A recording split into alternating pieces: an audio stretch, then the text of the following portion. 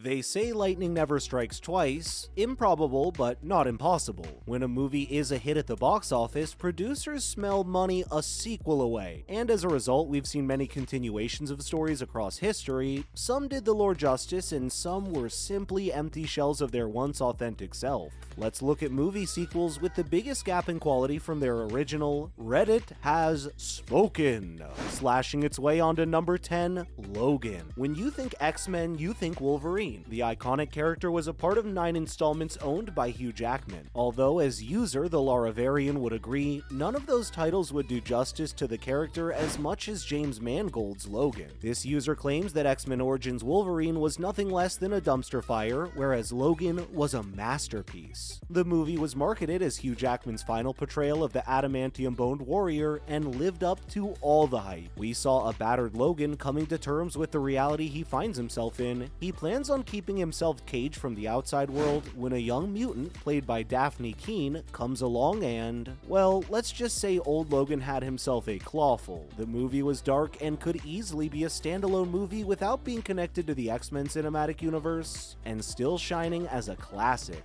Next up, number 9, American Psycho 2. Patrick Bateman became our favorite axe-swinging icon with his impeccable taste in visiting cards to his aesthetic morning routine that would put any makeup guru to shame. Christian Bale's portrayal as the twisted psychopath will live on forever. Though, did you know the movie had a sequel? Pristine-Tangelo 5902 is here to spill the tea. Starring Mila Kunis and William Shatner and directed by Morgan J. Freeman, the second installment of the cult classic is nothing less than an apparent money grab attempted by the producers. The first red flag, kill off the original star in the movie's first few minutes. The second red flag, the rest of the movie. From the pristine business cards, nail guns, and CD cases, it's the little things that matter. And honestly, the movie was set up to be a disaster the moment producers decided to proceed with the film without Christian Bale playing your favorite investment banker / serial killer. Given the movie's poor reception, we guess the producers didn't really use their pennies wisely. Wait, that wasn't on the script. Coming up, number 8, It Chapter 2. It is the time for our next blockbuster on the list that didn't get the sequel it deserved. Ever since Pennywise hit the big screen, Halloween has been incomplete without a yellow raincoat and a flock of red balloons. Those balloons popped into obscurity, as did the horror franchise we love. The follow-up was anticipated to be a movie of seismic proportions, a bigger budget, better visuals, and emphatic conclusions to the loser's resolve. Where the movie did deliver in those facets, where it led astray was its goofiness. Redditor Silver_Branch 3034 criticizes the sequel for being too long and unnecessarily satirical. Guess the quality not quantity approach wasn't a part of director Andres Muschietti's approach when making the film. Transitioning to the happy-go-lucky vibe is a gamble for the horror genre. However, for our next movie on the list, the change was nothing less than a blessing. Following up with number 7, Suicide Squad. All it took was a charismatic Harley Quinn played by Margot Robbie asking Amanda Waller if she was the devil to board fans onto the hype train. 2016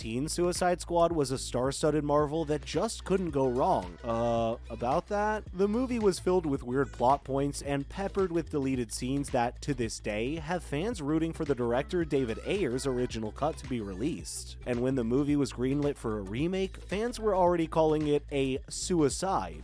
Not on director James Gunn's watch. The now DC CEO brought back some quality comedic presence to the sequel, as user Isirsi deems it the greatest comic book movie adaptation yet. With a revamped cast and compelling storytelling, the movie not only redeemed the previous Cara Delevingne disaster, but set up opportunities for potential spin-offs in the future, which we saw in the form of John Cena's Peacemaker HBO Max original. Guess James gunned those haters down. Our next forquel on the list has a lot of guns, but not a whole lot of gunning going for it. Coming at you with number 6, The Matrix Resurrections. This one is not much of a shocker. The original Matrix set the bar pretty high for any sci-fi action movie to beat, though suppose a franchise needs to deliver consistently in its attempts to surpass the original, in that case we may have a glitch in the Matrix. Redditors have been pretty vocal about the backlash concerning The Matrix Resurrections, claiming it to be worse than Matrix Revolution. Where we expected hardcore action-packed sequences, we were treated with a lighthearted approach to the movie. Reddit user Imaginate Iventify said that despite despite giving the movie the benefit of the doubt, he was left disappointed with its pacing and the route it was headed.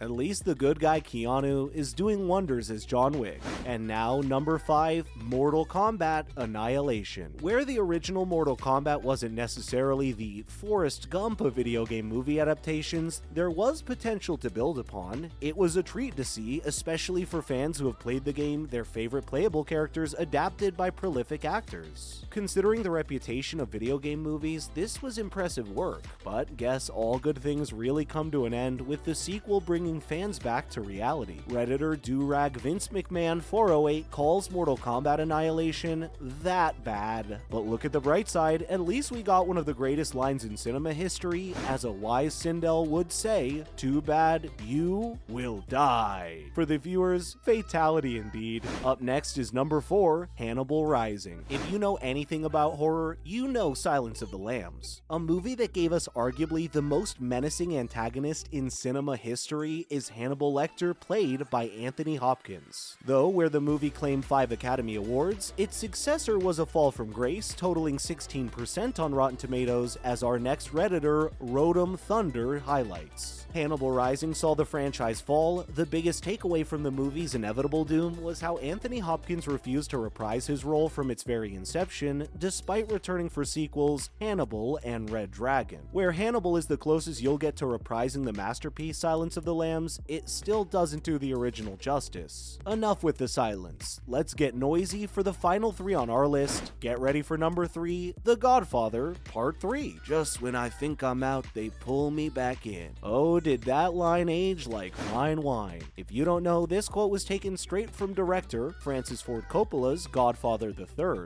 From the get-go, it was fair to accept defeat in an attempt to top arguably the greatest movie of all time, Godfather 1, where the second installment was dazzled by Al Pacino's portrayal of the unyielding Michael Corleone. The third was an offer they probably should have refused. Part 3 was filled with a convoluted storyline, questionable dialogue, and some bizarre acting from Sofia Coppola. As it goes in the Mafia, family first, right? See, the original Godfather's sheer groundedness and authenticity to the source material made it so compelling. Instead of captivating dialogue and raw acting, we got an obnoxious and overly exaggerated helicopter attack and a load of political drama. Despite there being an extended cut to the movie that adds a little more depth to the storyline, the damage has been done. Redditor Sapper J. Licky couldn't agree more. Sheesh, all those negative reviews have us needing some fresh air. Take a ride? Let us call up Maverick for this one. Breaking the sound barrier with our number 2, Top Gun Maverick 2022. 3 decades in the making, and it's been a long time coming for our very own Maverick, Tom Cruise. This is one of those cases where the original didn't even need a sequel because it was that good.